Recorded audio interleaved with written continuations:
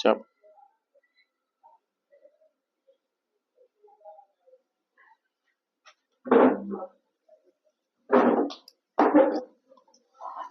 Kita nggak jadi mulai nggak sama sini. Gitu tuh kan nggak? Mengganggu nggak? Hah? Nggak, ini nggak mengganggu. Keren sih. Oh, kalau mengganggu jangan. Bismillahirrahmanirrahim. Assalamualaikum warahmatullahi wabarakatuh. Waalaikumsalam warahmatullahi wabarakatuh. Pemirsa, saya saat ini bersama dengan salah satu tokoh pemimpin muda di Ponorogo. Beliau adalah ketua APDESI, Pak ya. Ya. APDESI itu Asosiasi Pemerintah Desa Seluruh Indonesia. Di DPC Ponorogo kan ada pusat, provinsi, kabupaten. Beliau juga kepala desa Karangpatian dan calon bupati 2029. Itu kabar Pak, sehat? Alhamdulillah, sehat. Jadi kok. Pemirsa, kita hari ini akan berbincang tentang estafet kepemimpinan nasional. Siap, betul. Jadi hari ini tanggal 25 September. Ya. Kira-kira 1 bulan lagi lah, tanggal 20 Oktober tepatnya. Ya. Indonesia akan mengalami transisi kepemimpinan dari Pak Joko Widodo kepada presiden terpilih yaitu Pak Prabowo. Nah, Mas Eko, siap. Kita sudah mengalami 10 tahun pemerintahan Pak Jokowi. Menurut panjenengan sebagai WNI, warga negara Indonesia, sebagai kepala desa, sebagai tokoh pemuda, sebagai juga aktivis di APDESI, 10 tahun ini bagaimana menurut panjenengan? Jadi begini, ketika kita bicara kepemimpinan, semua pemimpin ini kan melanjutkan kepemimpinan sebelumnya. Jadi Pak Jokowi melanjutkan kepemimpinannya Pak SBY. Pak SBY juga luar biasa di dalam kepemimpinan. Pak Jokowi juga begitu. Kalau kita bicara Pak Jokowi, kita bangga punya Presiden Jokowi. Ada beberapa sisi yang sangat menarik bagi kita. Pak Jokowi adalah sebuah simbol bahwa orang biasa itu bisa menjadi pemimpin. Ini dibuktikan ya, karena Pak Jokowi dari tukang kayu, jadi wali kota, gubernur, kemudian jadi presiden. Artinya ada sebuah harapan besar kepada anak-anak bangsa ini bahwa dari profesi apapun itu bisa menjadi seorang pemimpin. Dan itu dibuktikan oleh Pak Jokowi. Berawal dari hal yang seperti itulah Pak Jokowi memimpin dengan pola yang berbeda dengan yang lain, saya kira. Karena Pak Jokowi hadir sebagai pemimpin yang sangat merakyat. Dia turun langsung ke bawah, dia berangkul dengan masyarakat seolah tanpa jarak. Dan ini menjadikan sebuah kecintaan yang luar biasa dari masyarakat terhadap pemimpin yang seperti itu. Karena memang ternyata kalau kita melihat masyarakat itu sangat suka kepada pemimpin yang merakyat. Pemimpin yang bisa merangkul semua kalangan dan sebagainya. Dan itu ada di Pak Jokowi. Bicara kebijakan luar biasa. Di sektor politik seperti apa Indonesia. Dengan kemajuan seperti ini juga politik adem-adem aja. Stabilitas politik. Di bidang ekonomi kita luar biasa. Pertumbuhan ekonomi sangat signifikan. Bahkan di tengah COVID-19 pun Indonesia mau bertahan di bawah Pak Jokowi. Ketika negara-negara yang lain kena inflasi, Indonesia aman-aman aja. Nah ini kan tentu kerja yang luar biasa. Kita bicara di bidang infrastruktur. Wah ini tidak usah dibayangkan. Infrastruktur dengan segala infrastrukturnya, pembangunan jalan, tol, waduk, embung, pengembangan wisata dan semuanya sudah sangat-sangat maksimal. Bandara, apalagi kebanggaan terbaru ada di IKN. Ini kan salah satu hal yang dikembangkan Pak Jokowi di bidang infrastruktur.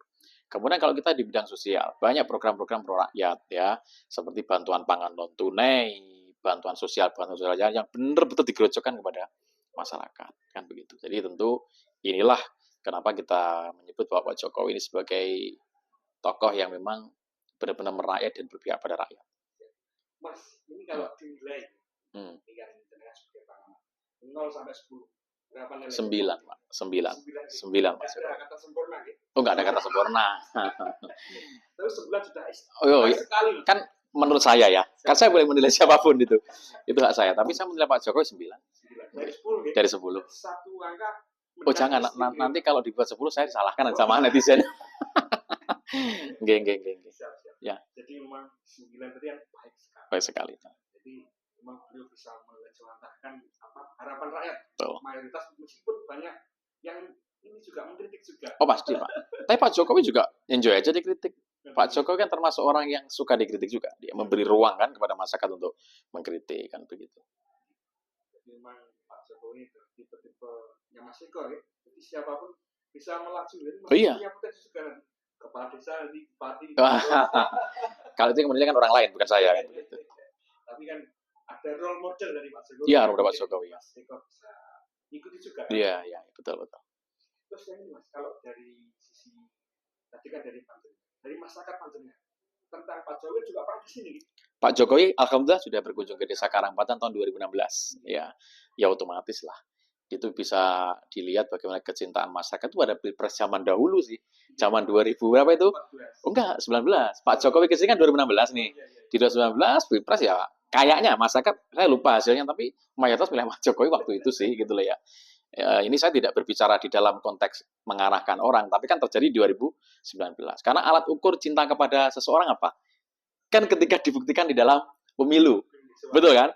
Nah, cinta kepada presiden ukurannya nanti biasanya juga bagaimana sih ketika dia dipilih enggak dan sebagainya kan gitu. Sini Mas, kita kan tahu bahwa presiden terpilih adalah Pak Prabowo Subianto. Berdepan lah kita Ya, benar. merasakan beliau akan memimpin setelah berjuang beberapa Ya. kali gagal ini berhasil.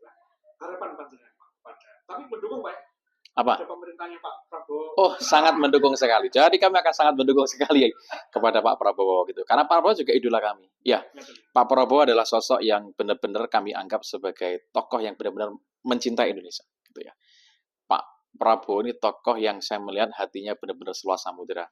Kita melihat dari berbagai kontes Pilpres Pak Prabowo itu maju berapa kali, kita selalu melihat Pak Prabowo selalu dijelek-jelekin aja sama orang. Tapi dia nyantai aja gitu ya, tidak pernah merespon dan sebagainya. Dan saya melihat di berbagai debat, di beberapa kali dia maju Pilpres juga tidak terlalu menyerang personal orang gitu loh. Jadi artinya Pak Prabowo memang orang yang memiliki kecintaan luar biasa kepada Indonesia. Yang kedua juga beliau seorang yang sangat berjiwa kesatria. Terbukti dia kalah, berkenan untuk mewakafkan dirinya menjadi Menhan. Padahal lawannya Pak Jokowi kan begitu. Ini kan salah satu contoh teladan yang luar biasa bagi kita, bahwa di dalam politik itu ya kompetisi adalah yang wajar. Setelahnya kita berangkulan kan begitu. Ini kan teladan yang luar biasa dari Pak Prabowo. Dan saya yakin Pak Prabowo ini tentu akan lebih maksimal lagi di dalam membangun Indonesia ke depan. Harapan Panjenengan Pak. Jadi 5 tahun ke depan kita akan dipimpin oleh Pak Prabowo dan Mas. Apa yang ingin jenengan apa istilahnya? Harapan kepada kedua. Harapan tentu program yang sudah baik, yang sudah berjalan secara nasional dimaksimalkan, kan begitu, dilanjutkan kan begitu. Yang kedua adalah kami sebagai kepala desa tentunya, yang punya teman kepala desa seluruh Indonesia kan begitu. Tentu kami berharap bagaimana program-program yang masuk ke desa yang selama ini sudah ada ditambah, gitu loh ya. Kuotanya ditambah kan begitu. Ya macam-macam kan. Jadi masuk desa kan tidak hanya dana desa kan, ada yang dana desa, ada program kementerian yang masuk ke desa dan sebagainya. Artinya kuotanya bisa diperbesar lagi. Nah, jadi kita sehingga nanti upaya kita untuk membangun desa di bawah pimpinan Pak Prabowo bisa lebih maksimal lagi. Gitu. Tapi kan kita kembali lagi. Pak Jokowi ini kan nilainya 9 lah ya. Ada sesuatu yang masih kurang di zamannya Pak Jokowi. Nah, apa itu dan mungkin apa yang bisa diperbaiki zamannya Pak Prabowo? Kalau bicara kekurangan kami sudah juga menemukan sebenarnya. Jadi ya cuman mungkin gini, yang kita harapkan nanti program pro rakyat lebih banyak lagi gitu loh ya. Jadi program pro rakyat yang langsung ke masyarakat terkait bansos dan sebagainya ini kan kuotanya tentu belum begitu banyak juga. Kami anggap yang kurang. Jadi contoh di Karangpatan nih, penduduk kami 6.000, kuota bansos kita hanya dapat sekitar 700. Kan gitu ya. Jadi artinya bisa ditambahkan lagi lah kan begitu. Anggap seperti itulah. Jadi ini bisa menjadi lebih maksimal nanti. Terus ini Pak di sama Pak Prabowo ini ada salah satu program bulan ini. Iya. Makan bergizi gratis. Oh. Sebagai ketua APC, sebagai kepala desa dan sebagai tokoh muda di Ponorogo, bagaimana mensikapi atau ya berkomentar tentang program? Jadi makan siang gratis ini program yang istimewa. Jadi ini program yang super sekali. Karena apa? Kita menyadari mungkin di suatu tempat atau jangan-jangan di tetangga kita sendiri. Banyak orang yang mungkin untuk sarapan aja susah. Artinya susah sarapan ini mungkin juga keadaan ekonominya pas-pasan dan sebagainya. Apalagi bicara makan siang, kadang-kadang orang hanya makan sore aja kan begitu. Nah, ini adalah sebuah upaya luar biasa bahwa Pak Prabowo ini benar-benar memotret sesuatu yang tidak pernah dipotret oleh orang selama ini. Sesuatu yang selama ini tidak pernah dilihat oleh banyak pihak, dilihat detail oleh Pak Prabowo. Sehingga tiba-tiba dia bikin sebuah program gerakan yang luar biasa makan siang gratis. Karena makan siang gratis bergizi. Karena apa? Di dalam makan siang gratis ini kan ada nilai sosial. Bagaimana juga memberi kesempatan kepada orang yang miskin juga makan yang enak. Yang kedua adalah bagaimana kita ini memberikan makanan yang bergizi. Karena Indonesia kan masih ada sedikit problem stunting tuh. Dan gizi buruk mungkin masih ada beberapa ya. Dengan program makan siang gratis ini kan Pak Prabowo mendorong siswa-siswa ini mendapat makanan yang bergizi. Ingat, makanan yang bergizi ini akan meningkatkan kesehatan fisik dan juga akan meningkatkan kecerdasan.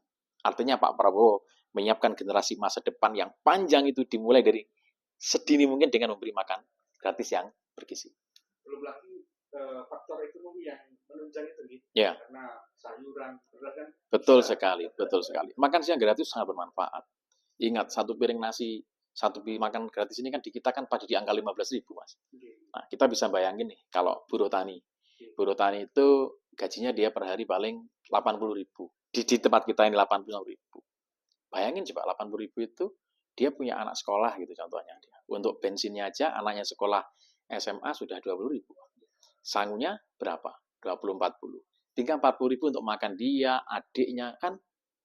Ya ini harus ya inilah Pak Prabowo hebatnya tuh dia sampai berpikir seperti itu. Sehingga dengan adanya makan siang gratis minimal mengurangi uang saku anak yang ke sekolah. Karena apa? Makan siangnya dikasih gratis. Sehingga alokasi uang saku ini untuk makan siang di cover sama Pak Prabowo.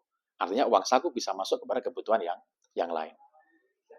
Terus ini Pak, kira-kira tantangan ke depan apa yang harus kita persiapkan dari sekarang? Jadi kita di tengah kemajuan, di tengah resesi global, di tengah perang di Timur Tengah, ini kita juga harus berbangga. Kita punya presiden militer, tapi kan kita juga punya pendapat. Apa kira-kira yang harus kita persiapkan untuk menghadapi segala tantangan ke depan? Jadi kalau kita bicara tantangan global, tentu ketakutan terjadi sebuah perang dunia ini akan terjadi. Tentu ini juga karena ini akan sangat berdampak kepada negara kita. Perang di Rusia saja, ya Rusia Ukraina kan sangat berdampak juga kepada Indonesia karena kan ada banyak bahan-bahan baku mungkin dari sana yang dibutuhkan Indonesia, sehingga ini berdampak kepada kita. Di luar itu adalah yang menjadi tantangan ke depan adalah bagaimana peran dunia digital, dunia media sosial yang semakin tanpa batas, gitu kan? Sehingga orang bisa mengakses informasi tanpa batas. Yang mana kalau ini tidak dikontrol dengan baik, benih-benih perpecahan itu mudah sekali terjadi. Nah, artinya Indonesia ini tantangannya bersama-sama adalah bagaimana seringkali itu terjadi perpecahan, ya organisasi apa pecah, partai apa pecah, kan begitu ya. Kemudian kelompok apa ini? Ini kan yang sering terjadi dan ini tentu harus diwaspadai. Kalau kepala desa itu ya wajar kan, kepala desa pada ada juga yang pecah kan, tidak mungkin satu semuanya kan nggak mungkin dalam satu bingkai kan begitu. Nah, inilah artinya karena memang ya kita negara besar, jadi wajar lah kalau ada percikan, tapi itu yang harus diwaspadai oleh kita bersama. Jadi tetap kita punya optimis ya. Oh, optimis. Indonesia ini bisa emas 2045. Indonesia emas 45 kita optimis. Di tengah tantangan tetap ada harapan.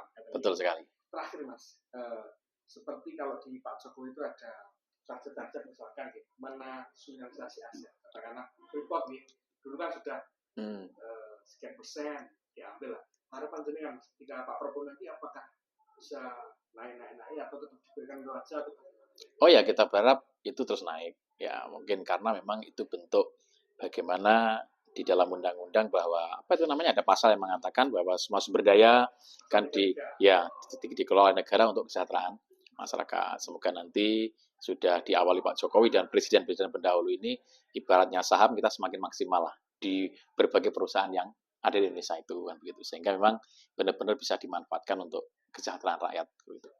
Terakhir lagi Mas, korupsi. Nah ini korupsi yang juga salah satu tantangan kita yang ya walaupun kita bagus tapi kalau dikorupsi kan juga tidak sampai kepada masyarakat. Nah, harapan jenengan Mas, bagaimana nanti korupsi, apakah undang-undang penyitaan aset itu bisa digolkan atau bagaimana? Jadi korupsi ini kan menjadi sesuatu yang problem bertahun-tahun yang selalu ada ya. Tapi kalau kami lebih bagaimana berharap, bagaimana sebenarnya adalah upaya preventif sejak dini dilakukan. Artinya bagaimana ada pendidikan anti korupsi itu masuk di kurikulum pendidikan sejak dini. Mulai di SD dan sebagainya. Saya yakin kalau mendidik orang berakhlak dan jujur sudah ada semuanya. Tapi bagaimana ada kurikulum-kurikulum tertentu yang memang yang harus dimasukkan di dalam tentang apa itu korupsi. Karena korupsi kan tidak hanya sekedar bicara tentang uang kan. Ada korupsi waktu, ada macam-macam lah. Bahkan uang saku pun kadang kita korupsi kan. Artinya ini kan sumber daya manusianya. Nah, yang diperbaiki bukan lagi tidak serta-merta hanya bicara undang-undang dan hukum, gitu loh. Tapi bagaimana langkah preventif ini diciptakan oleh pemimpin kita dari dini. Ada pendidikan anti korupsi dan sebagainya.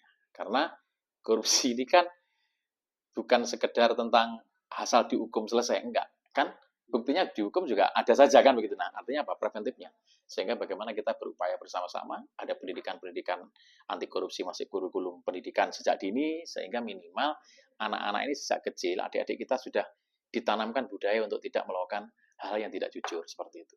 Kalau undang-undang perampasan aset, pandangan sebagai kepala desa dan ketua desa bagaimana? Ya, undang-undang perampasan aset sejauh mana itu sudah diputuskan dan ditetapkan, kan tentu itu sudah melalui riset yang panjang ya, dan tentu sudah diukur ya, kalau disahkan kita setuju-setuju aja kan begitu.